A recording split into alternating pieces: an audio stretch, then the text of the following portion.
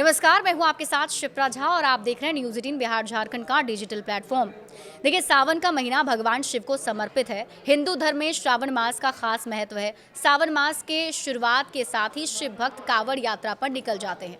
कांवड़ यात्रा एक प्राचीन हिंदू तीर्थ यात्रा है जिसमें श्रद्धालु गंगा जल लेकर भगवान शिव का जल अभिषेक करने के लिए यात्रा करते हैं। माना जाता है कि भोलेनाथ इन कांवड़ियों पर सभी मनोकामनाएं पूरी कर देते हैं। हर साल सावन में जगह जगह पर कांवड़ियों की भीड़ आपको देखने को मिलती होगी, लेकिन क्या आप जानते हैं कि इसकी शुरुआत किसने की थी? आइए जानते हैं इस पावन यात्रा की शुरुआत कैसे हुई थी और कांवड़ को कंधे पर ही क्यों रखा जाता है। सबसे पहले जानिए किसने की थी कांवड़ यात्रा की शुरुआत।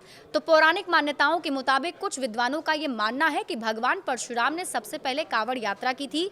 वे गढ़ मुक्तेश्वर से गंगा जल लाकर बागपत स्थित पूरा महादेव मंदिर में शिव का अभिषेक करने पहुंचे थे। भगवान राम ने भी की थी कांवड़ यात्रा। ये भी कहा जाता है कि कांवड़ यात्रा की शुरुआत भगवान राम ने की थी।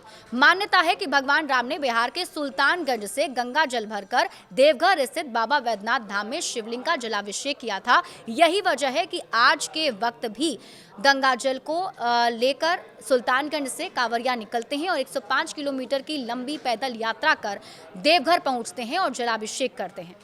इसके साथ ही सबसे पहले श्रवण कुमार ने की थी कांवड़ यात्रा, ये भी जानकारी सामने आती है। कुछ विद्वान ये मानते हैं कि कांवड़ यात्रा का प्रारंभ श्रवण कुमार ने किया था। त्रेता युग में इसकी शुरुआत हुई थी। उन्होंने अपने कंधे पर माता पिता को कांवड़ में बिठाकर तीर्थ यात्रा कराई थी और हरिद्वार में गंगा स्नान भी कराया था। साथ ही वो अपने साथ गंगा जल भी लेकर आए थे।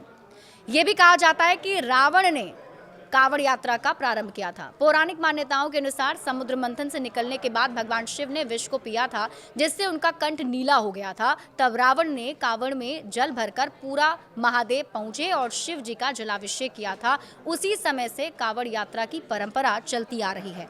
देवताओं ने भी की थी इसकी शुरुआत, ऐसी भी मान्यता है। मान्यता के मुताबिक जब भगवान शिव ने समुद्र मंथन से निकलकर विष पिया था तो देवताओं को शिव जी के ताप को शांत करने के लिए पवित्र नदियों का जल उन पर चढ़ाना था। उसी समय से कांवड़ यात्रा की शुरुआत हुई थी। अब आप ये जानिए कि कांवड़ कंधे पर आखिर क्यों रखा जाता है। तो पौराणिक कथा के मुताबिक कांवड़ को कंधे पर उठाना सिर्फ एक परंपरा नहीं बल्कि श्रद्धा और सेवा का प्रतीक है। श्रवण कुमार ने अपने माता पिता को कांवड़ में बिठाकर अपने कंधे पर उठाया था, जो सेवा भाव का प्रतीक है। और श्री राम ने गंगा जल से अपने पिता दशरथ की मोक्ष के लिए कांवड़ उठाई थी। माना जाता है कि कांवड़ को कंधे पर उठाकर चलना अपने अहंकार को त्यागने का प्रतीक है।